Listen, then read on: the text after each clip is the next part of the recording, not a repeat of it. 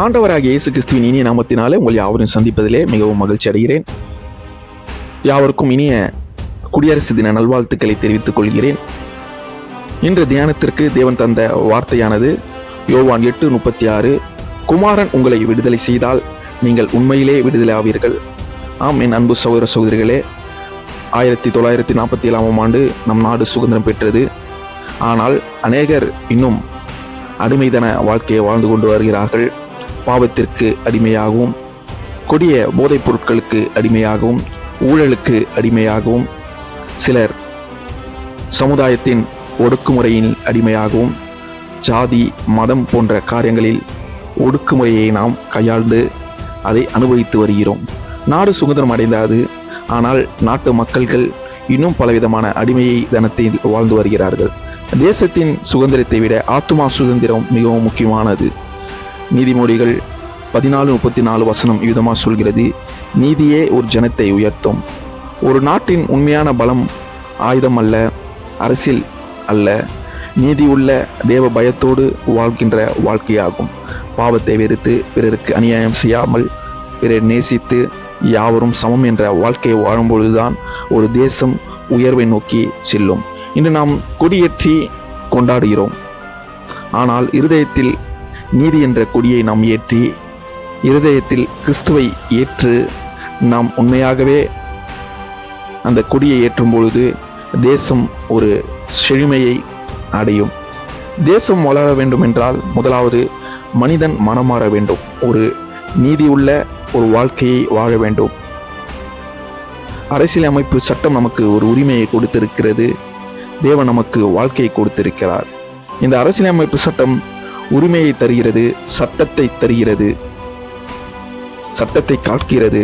ஆனால் தேவன் சட்டத்தின்படி மனச்சாட்சியுடன் நாம் வாழும்பொழுது அவ்விதமான ஆசீர்வாதங்களை நமக்கு தர வல்லவராயிருக்கிறார்.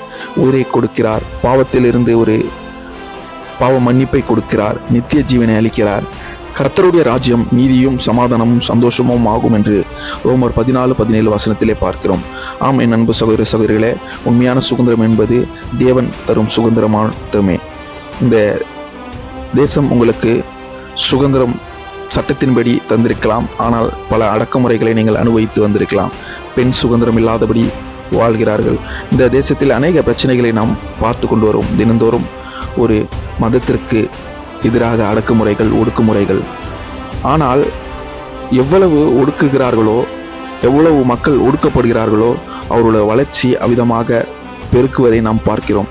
ஏனென்றால் ஒருவரை ஒடுக்கும்போது தேவன் அவர்களை உயர்த்துகிறவர்களாக இருக்கிறார். ஏனென்றால் ஒடுக்கப்படுகிற மக்களுக்காகவும், துன்புறுத்துகிற மக்களுக்காகவும், மிகவும் கஷ்டப்படுற மக்களுக்காகவும் மாத்திரமே தேவன் இந்த வேளையிலே இந்த உலகத்தில் இரட்சகராக பிறந்தார். அதை உணர்ந்து ஒடுக்கப்படுகிறவர்கள் கண்டிப்பாய் உயரப்படுவார்கள். அடிமைப்படுத்தப்படுகிறவர்கள் ஒரு நாள் அடிமைந்து வெளியே வருவார்கள் என்பதை நம்ம உணர்ந்து உண்மையாகவே குமாரன் விடுதலை ஆவனால் விடுதலை ஆக்கப்படுவோம் என்பதை உணர்ந்து நாம் வாழ வேண்டும். நல்ல குடிமகன் யார் என்றால், சட்டத்தை மதித்து, பிறரை நேசித்து, தேசத்திற்காக ஜெபித்து, நாட்டு மக்களுக்காகவும் பிறரிடத்திலும் அன்பு செலுத்தி, பிறரின் காரியங்களை தன்னுடைய காரியங்களாக எடுத்து, எல்லா காரியங்களிலும் பிறரை நேசித்து, இந்த உலகத்தை நேசித்து, இந்த தேசத்தை நேசித்து வாழ்பவனே ஒரு நல்ல குடிமகனாக திகழ்கிறான். வசனம் விதமாக சொல்கிறது, எல்லா மனுஷருக்காகவும் ராஜ்யத்திற்காகவும் ஜெபம் பண்ணுங்கள் என்று 1 தீமோத்தேயு 2:1-2 இதை பார்க்கிறோம். ஆம், என் அன்பு சகோதர சகோதரிகளே, நம் தேசத்திற்காக, நம்முடைய இனத்திற்காக, நம்முடைய நண்பர்களுக்காக, உற்றார் உறவினருக்காக, நம் நாட்டு மக்களுக்காக, நம் தலைவர்களுக்காக நாம் ஜெபிப்பது நம்முடைய கடமையாக உள்ளது. தேவனை அஞ்சும் குடிமகன் தான் தேசத்தை ஆசீர்வாதத்தை மாற்ற முடியும். இந்த நல்ல நாளிலே கர்த்தர் தாமே எங்கள் தேசத்தை காத்து, எங்கள் தேசத்தின் நீதியும் சமாதானமும் நிலைத்திருக்க, அநியாயமான காரியங்களை அகன்று போக, ஒடுக்குமுறைகளை அகன்று போக தேவன் இந்த நாளிலும் நமக்கு அனுக்கிரகம் செய்வாராக. இந்த நாளிலும் யாவரும் தேசத்திற்காகவும், நம்முடைய இனத்திற்காகவும், நம் நாட்டு மக்களுக்காகவும் ஜெபியுங்கள். கர்த்தர் தாமே உங்களையும் நம் தேசத்தையும் ஆசீர்வதித்து வழிநடத்துவாராக. God bless you.